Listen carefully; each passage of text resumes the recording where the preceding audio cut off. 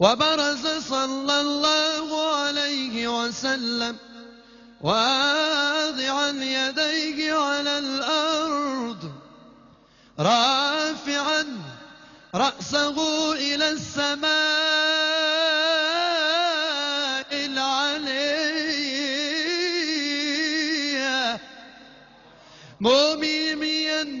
موميا بذلك الرفع إلى سؤدده وعلاه. وبرز صلى الله عليه وسلم واضعا يديه على الأرض رافعا رأسه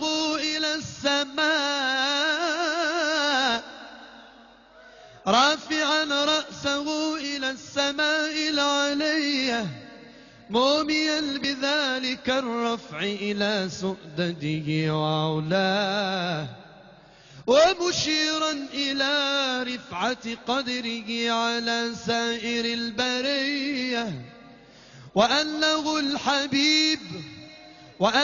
الحبيب الذي حسنت طباعه وسجاياه. ودعت أمه عبد المطلب وهو يطوف بهاتيك البنية، فأقبل مسرعا ونظر إليه وبلغ من السرور مناه، وأدخله الكعبة الغراء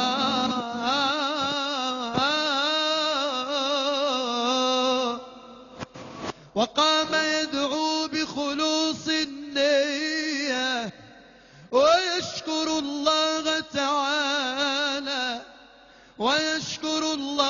تعالى على ما من به عليه وأعطاه.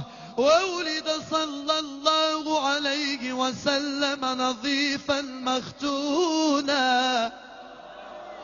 وولد صلى الله عليه وسلم نظيفا مختونا مقطوع السر بيد القدرة الإلهية،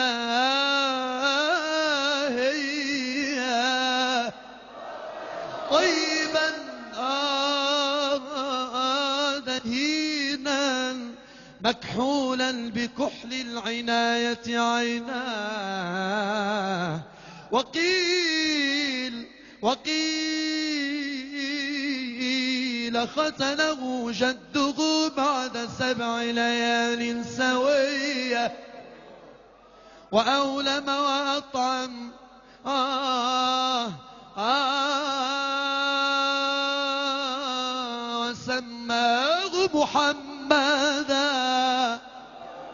وسماه محمدا وأكرم مثواه.